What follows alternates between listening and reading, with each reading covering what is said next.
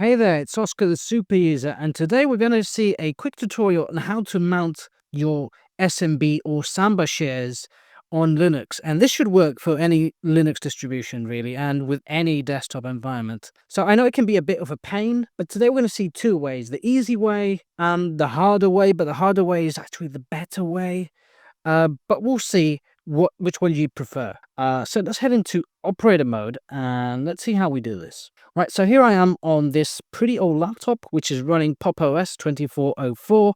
It's the Cosmic DE beta. I've been testing it out for a while. Fantastic. I already got my own kind of custom theme going on. What we're going to do is open the File Explorer. Okay, and if you're on GNOME, you would open Nautilus. If you're on KDE Plasma, you would open Dolphin. But all of these file explorers have on the left a place called Networks. We're going to click here, come over here to add a network drive. In GNOME or KDE Plasma, you can come here to the address bar. What we're going to do is type SMB 192.168.1.37. That would be the IP address of my NAS on my network. And now it's going to ask me what is my username and my password. So I'm going to do that. Right, so we're back. I just put in my credentials, and now we can see that the operating system detects the file server, and now I can go in and actually access my shares. The only problem that this method has, even though it's the easier method, it doesn't have full integration with your system.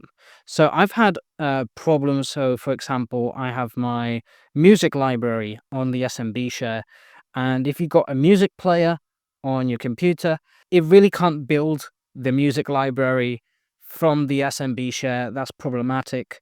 It doesn't really work that way. If you're going to work accessing files and copying over from the SMB share to your computer, this method's fine. But now we're going to go with the slightly harder method, but I believe it's just way better because you've got full system integration this way. And trust me, it's worth it if you want to go the full length and have everything available for your applications as well. Oscar here again, but this time on my Framework 13, running Bluefin on the GNOME desktop environment. And this is the laptop that I really want to permanently mount a SMB share to, so I switched to this one. But the instructions should basically be the same for any Linux distro. We're going to edit the fstab file on the computer, which is a file that determines which drives are mounted on boot. There's some things that we have to prepare beforehand, though. We need to create a directory where to mount the SMB share, and we're also going to create a file with the credentials so that the fstab file can access our SMB share. So we're going to open a terminal, and we're going to create a credential file, and I'm creating it here in root smbcred.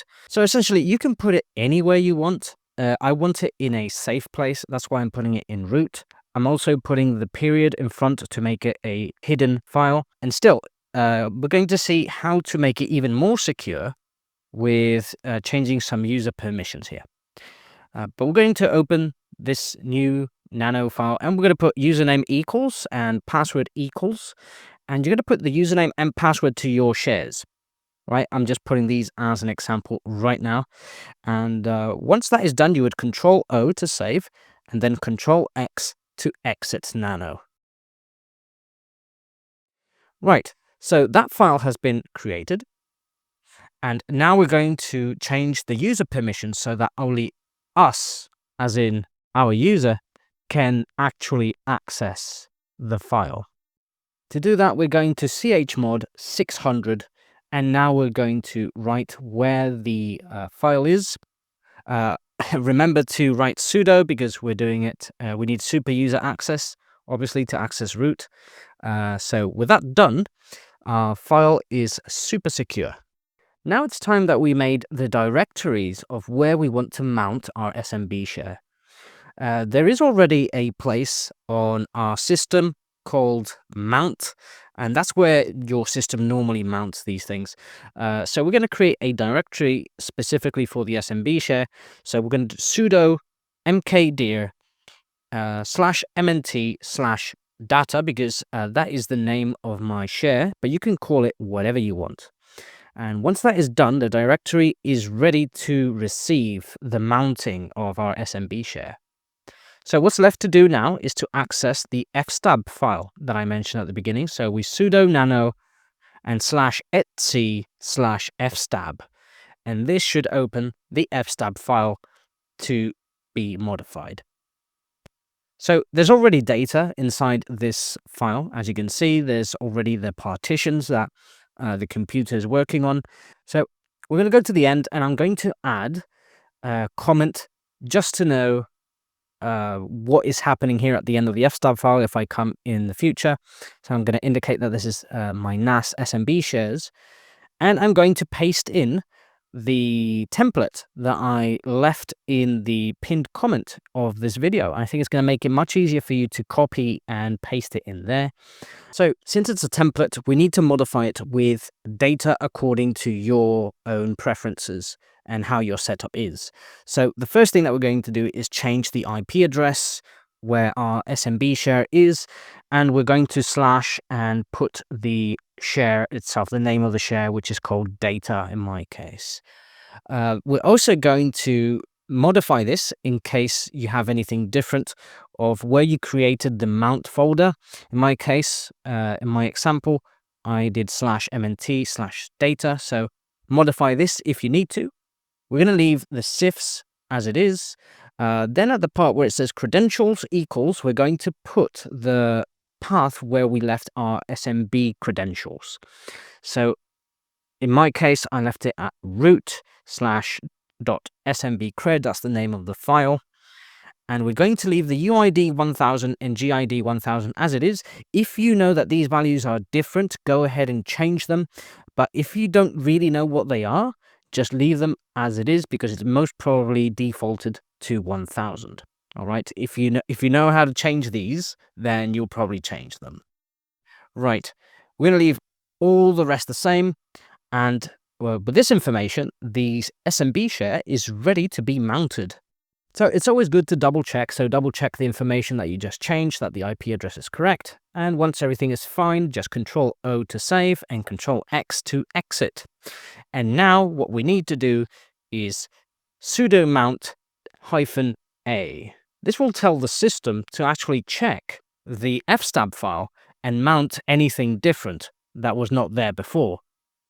In this case, the system is warning us that the fstab has been modified, but systemd is still using the old version. So the system is telling us to systemctl daemon reload, and that will fix the problem. We're going to authenticate as super user.